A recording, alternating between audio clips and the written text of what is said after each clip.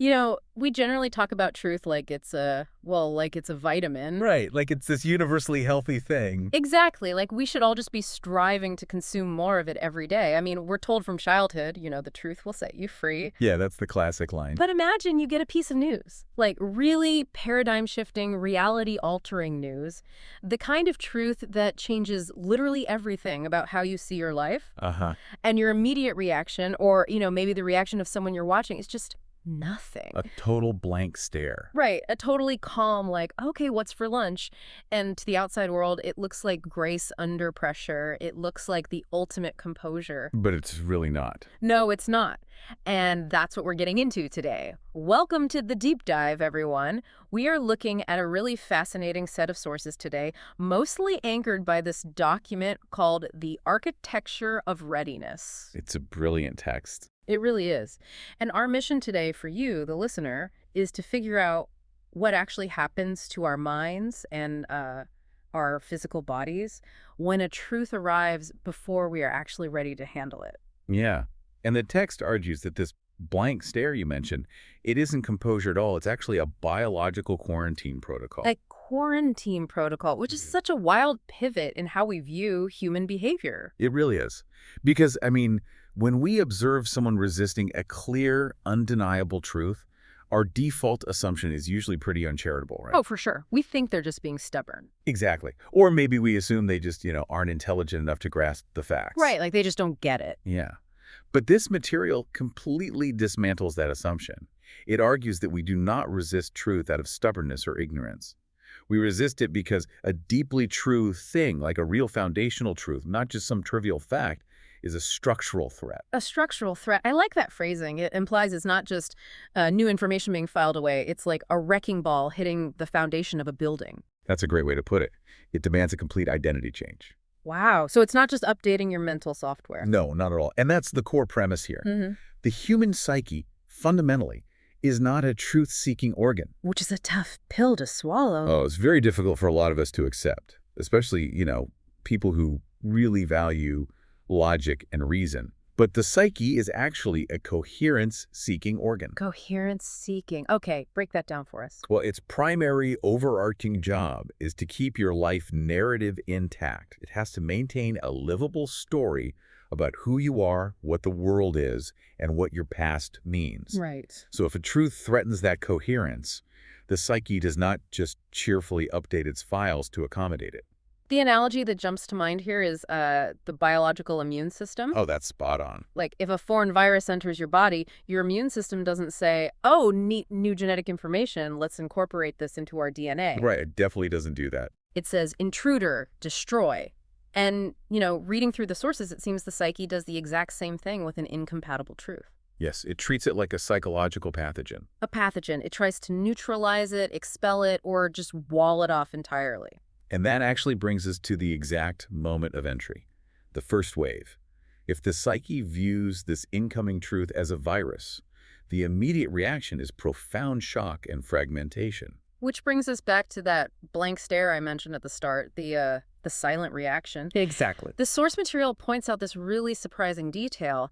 The initial response to a devastating truth is often this strange stillness. Like an emptiness in the eyes. Yeah, a complete freeze. And I want to dig into this because, if someone looks totally calm after hearing life-altering news, society usually praises them. We say, wow, they handled that with such grace. We love composure in our culture. We really do. Yeah. But what is mechanically happening in the brain during that moment of supposed composure? Well, what looks like composure is actually the mind frantically buying time. It is a total system freeze. So they aren't calm at all. Not even a little. Beneath that completely still surface, massive fragmentation is happening. The psyche is essentially running this new viral information against every single existing belief, every memory, and every self-concept it holds. Oh, wow. And it's finding fatal incompatibilities absolutely everywhere. So it's basically like a computer throwing a million silent error codes in the background while the screen just freezes on the desktop image. That is a highly accurate way to look at it. And the physical sensation for the person experiencing it is total dislocation. Dislocation, what does that feel like?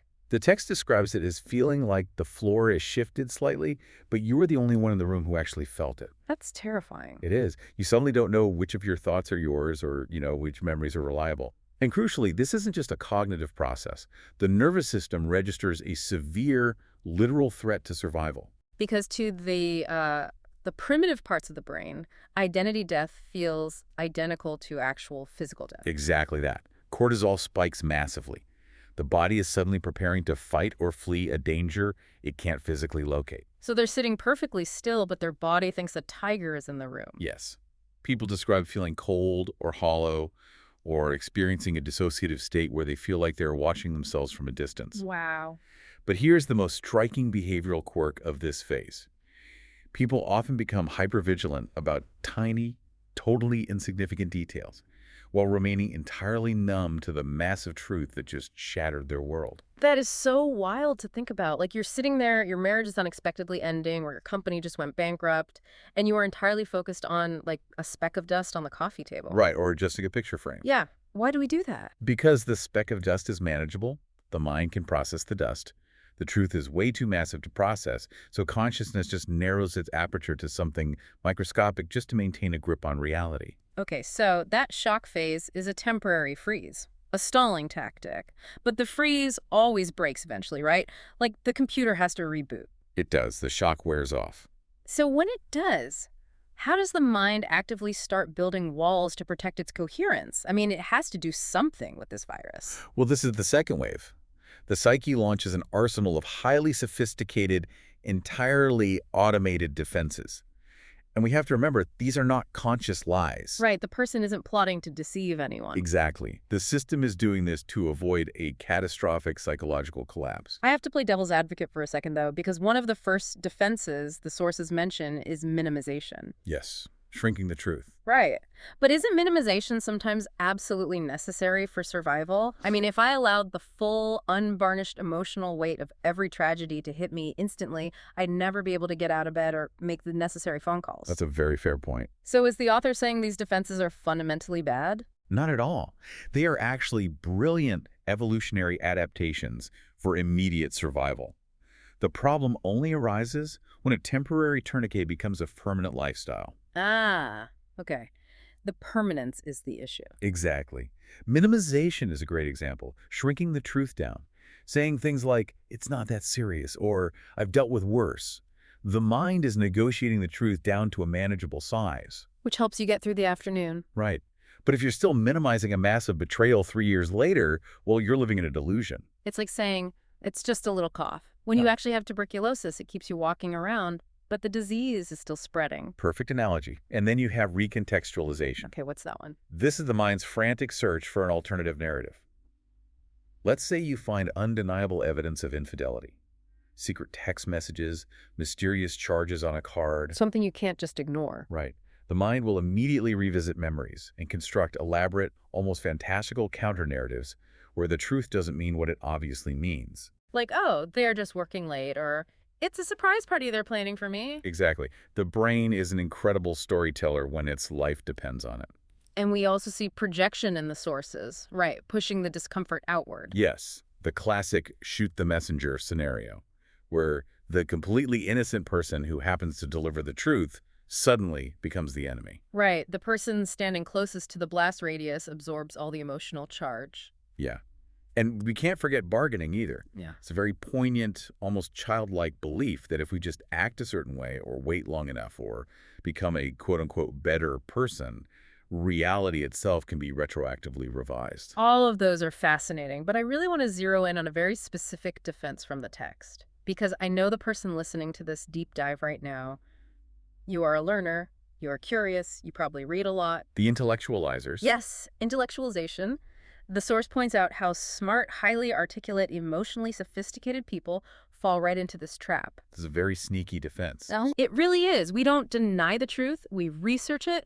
We analyze the sociology of it. We discuss it fluently on podcasts. Right. We make a rigorous academic project out of our own devastation. Here is how I picture it. It's like discovering a highly radioactive, dangerous artifact in your living room. Okay. Instead of letting it touch you, you hire contractors to build a thick, lead-lined museum glass case around it. Oh, I love that imagery. And then you invite your friends over or you go to therapy and you point at it and say, look at the fascinating contours of my trauma. Let's study the etiology of my denial. You Yeah, can look at it all day, you can write essays about it, but it never actually touches your skin. that is a brilliant way to conceptualize it. You are keeping it at precisely the distance required to prevent it from landing in the body. And what's terrifying about intellectualization is how effective it is. It's incredibly effective. Hmm. People can do this for decades. They can speak with total fluency about a devastating truth without ever having actually felt the grief or the anger associated with it. The museum glass works flawlessly. But that leads us to the third wave, the inevitable question. Let's say the defenses work perfectly. The museum glass holds. You successfully quarantine the truth. What is the long-term cost of that? Because you aren't actually free of it, are you? Right, you're just carrying it. And the cost is profound.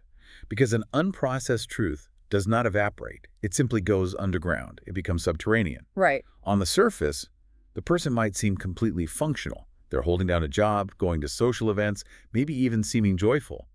But that unintegrated truth secretly dictates their behavior from the shadows. The sources mention this concept of metabolic cost, and let's explore the mechanics of that. Because keeping a truth quarantined takes literal, massive, unconscious energy. Think about what the psyche has to do to maintain that quarantine. It's essentially running a massive firewall. Like a computer firewall. Exactly. It has to constantly, 24 hours a day, monitor every single piece of incoming information. Yeah. Every conversation you have, every movie you watch, every passing thought, every physical sensation in your body, it all has to be scanned for anything that might crack the containment glass. That sounds exhausting. It is, and if something gets too close, the psyche has to expend energy to deflect it, suppress it, or distract you before it reaches conscious awareness. It's like running a massive invisible background application on your phone that is just draining the battery to zero. But when you look at the screen, no apps appear to be open. That's exactly it. And the result of that invisible drain is inexplicable exhaustion. People carrying buried truths are often just profoundly tired all the time. Even if they're sleeping well. Oh yeah, they can sleep 10 hours and wake up feeling totally depleted. They also develop mysterious aversions. Like what? Like certain rooms, certain topics of conversation, or certain people suddenly feel unsafe or irritating, and the person has no conscious idea why. I noticed the text specifically highlights an inability to be intimate as one of these costs. Why does a buried truth destroy intimacy? Because intimacy, by its very biological and psychological nature, requires lowering your defenses. Ah. To be truly close to someone, to let them in, you have to power down the firewall. Yeah. But if you lower your defenses, the quarantine truth gets out, and the psyche won't allow that. So you just push people away. Exactly. Mm. People keep their partners at arm's length. They pick fights to create distance. They experience random tightness in the chest or recurrent patterns of physical pain.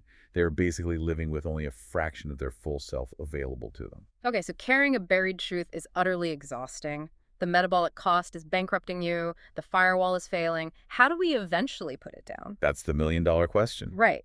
Why does a truth that we've successfully resisted and intellectualized for years finally land on a random Tuesday?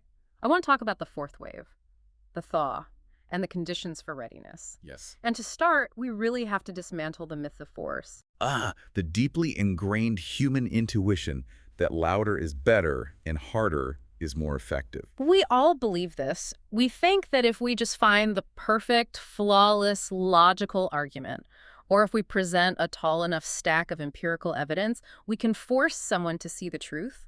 Or we tried to do it to ourselves. Exactly. But the problem is, if we remember that the psyche operates like an immune system, external pressure actually strengthens the defenses. It really does. It sounds less like trying to melt a block of ice by screaming at it, and more like a Chinese finger trap.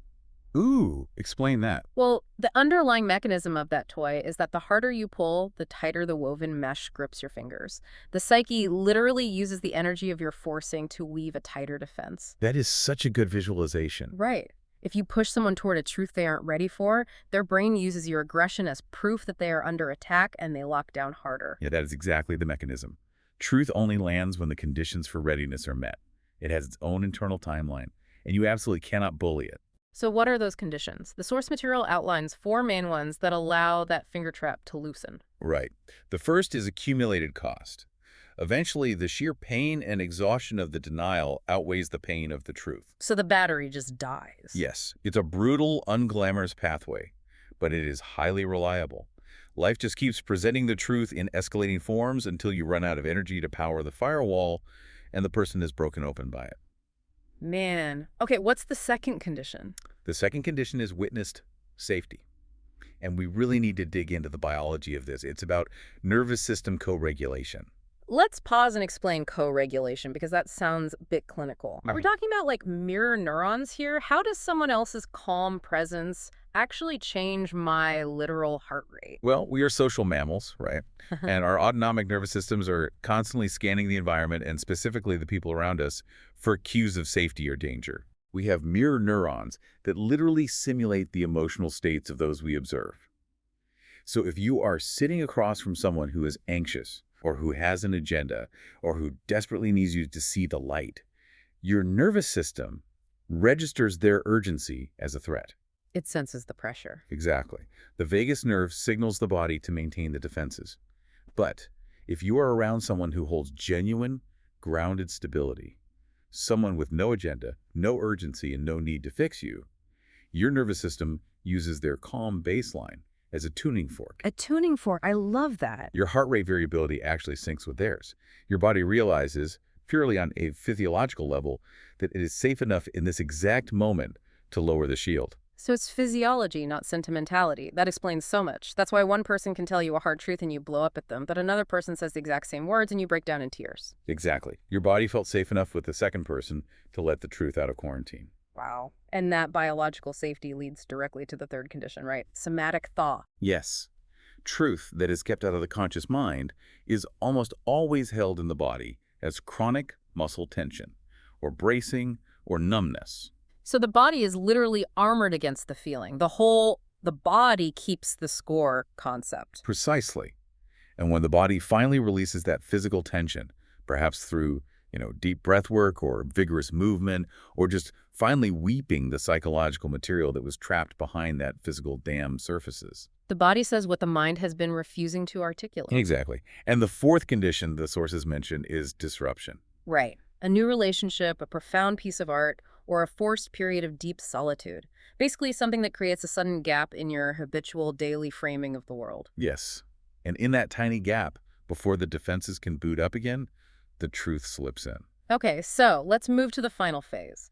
Once the conditions are met, once the finger trap loosens and the truth finally lands, how do we integrate it? Yeah, the messy digestion phase. Right, what does handling it actually look like? Because we often use the word acceptance, but the sources push back pretty hard on that. They do, because real integration is not calm, philosophical acceptance. We tend to glamorize acceptance in our culture.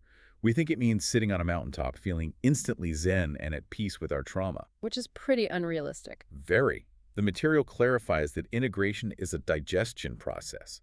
And digestion is not peaceful. It is messy. It involves breaking things down, extracting nutrients, and expelling waste. It takes work. So walk us through the actual steps of this psychological digestion. The first, and often hardest step, is full somatic reception. Meaning feeling it in the body without the story attached. Yes. Dropping the truth completely below the level of cognitive analysis. No language. No narrative about who is to blame. Just feeling where the truth lands physically. Like, is it a burning in the chest, a tightness in the throat, a nausea in the belly? Exactly. And staying with that raw physical sensation without immediately reaching for your phone or a drink or a thought to explain it away. That sounds incredibly difficult. It is.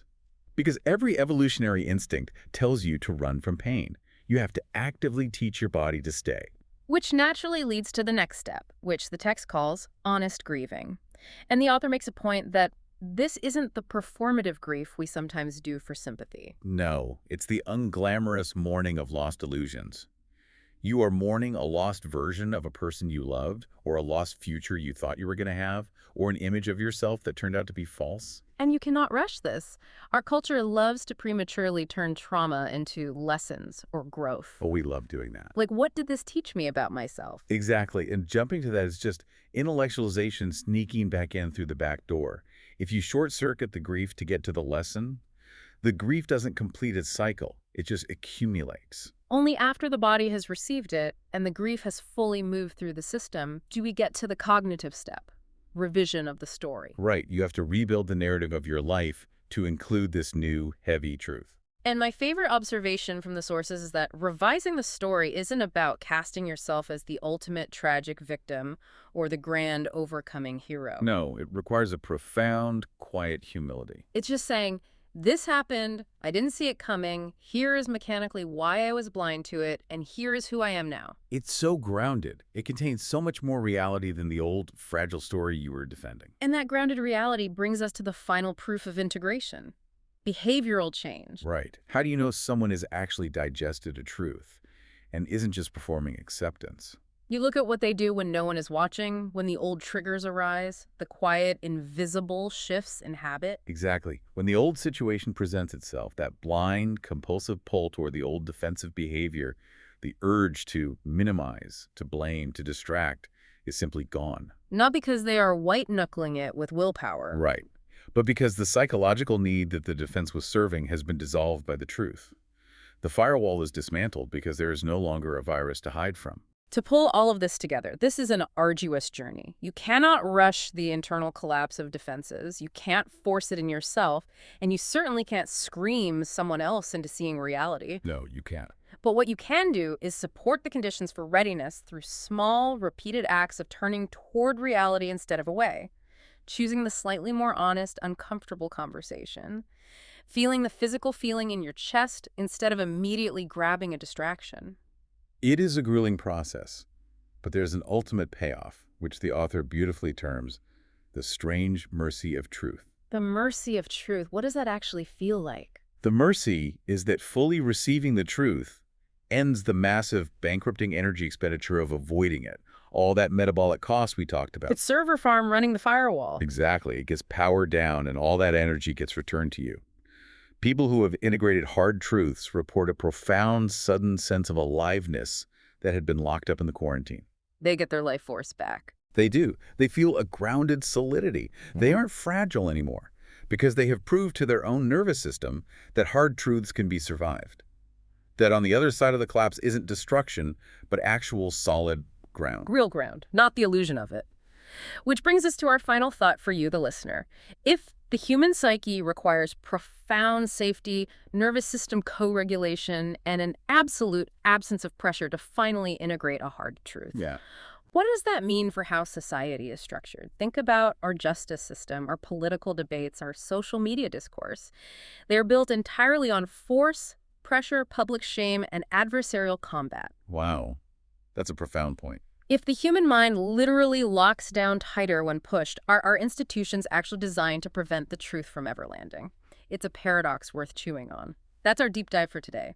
Take a breath, let the defenses stand down for a moment, and we'll catch you next time.